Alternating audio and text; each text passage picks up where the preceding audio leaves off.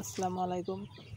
আলহামদুলিল্লাহ, আশা করি আপনারা সকলে ভালো আছেন এবং আপনাদের দোয়া এবং আল্লাহর রহমতে আমিও ভালো সুস্থ আছি। আমাদের আজকের বিষয়, গরমকালে আমরা ব্রয়লার মুরগির জন্য লিটার হিসাবে কী ব্যবহার করব। গরমকালের সময় অবশ্যই ব্রয়লার মুরগির জন্য লিটার হিসাবে আপনারা ভালো ব্যবহার করবেন। এই ভালো ব্যবহার করার কিছু সুবিধা আছে এবং তুষ ব্যবহার করার অসুবিধা আছে গরমকালে বা শীতের সময় আপনারা ভালো ব্যবহার না করে তুষ ব্যবহার করতে পারেন। শীতের সময় তুষ ব্যবহার করাটা আপনার জন্য বেস্ট হবে, আর গরমের সময় ভালো ব্যবহার করাটাই ভালো মনে করে। আমি দীর্ঘ 5 বছর ধরে এই ব্যবসার সাথে জড়িত আছি।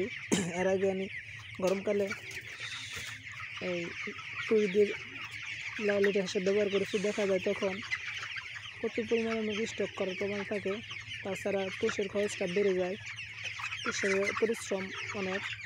এক কথায় বলতে গেলে বালু এবং তুষের মধ্যে পার্থক্য হলো আপনার সময় কম লাগবে, অর্থ কম লাগবে, তারপর পরিশ্রম কম হবে।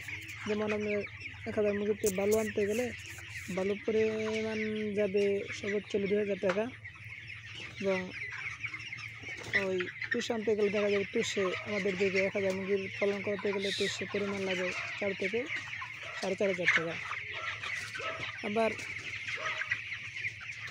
আবার দেখা যায় যে এই বালু সপ্তাহে আপনার একদিন ফেলে দিলেও চলে, মানে মলাটা পায়খানা করে ফেলে দিলেই চলবে, বালুটা শুকনো দরকার থাকে।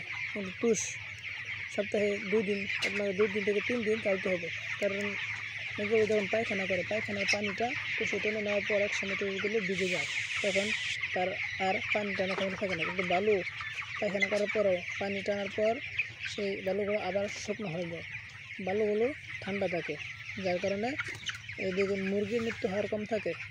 আমার 2টা ব্যাচ, মানে 2টা খামার, এখানে 500 মুরগি তোলার কথা ছিল, আমি এবার গরমকালে 400 তুলেছি। আরেকটা খামারে ওখানে 500 তোলার কথা ছিল, 400 তুলছি। যেহেতু গরম, সেই হিসাব করে 1000-এর জায়গায় 800 তুলেছি। এখন এইটা যে এই দেখতে পারতেছেন, এটার মধ্যে বালু দিয়ে সম্পূর্ণ দেওয়া। এই দেখছেন অবশ্যই বালু, এই দেখেন মুরগি কত দূর সুন্দর দৌড়াচ্ছে। কারণ এটা আরেকটা সেটার মধ্যে কাঠের তুষ ব্যবহার করছি, বলতে আমার আগে তুষ আনা ছিল, সেই তুষ ব্যবহার করে দিচ্ছি, এটার মধ্যে বালু ব্যবহার করছি।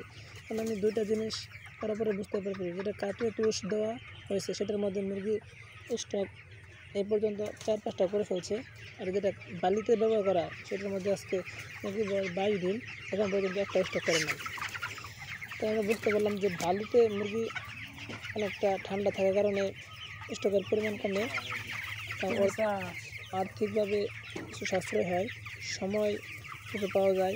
মানে সব দিক দিয়ে হিসাব করলে গরমকালে বালু আপনার জন্য বেস্ট হবে। শীতের সময় বালু ব্যবহার না করাটাই ভালো, কারণ শীতের সময় এমনি ঠান্ডা থাকে, সে সময় বালু ব্যবহার করলে দেখা যাবে আপনার আরও মুরগির সমস্যা হয়ে যাওয়ার সম্ভাবনা অনেক বেশি। তাই গরমকালে বালু ব্যবহার করাই অনেক ভালো।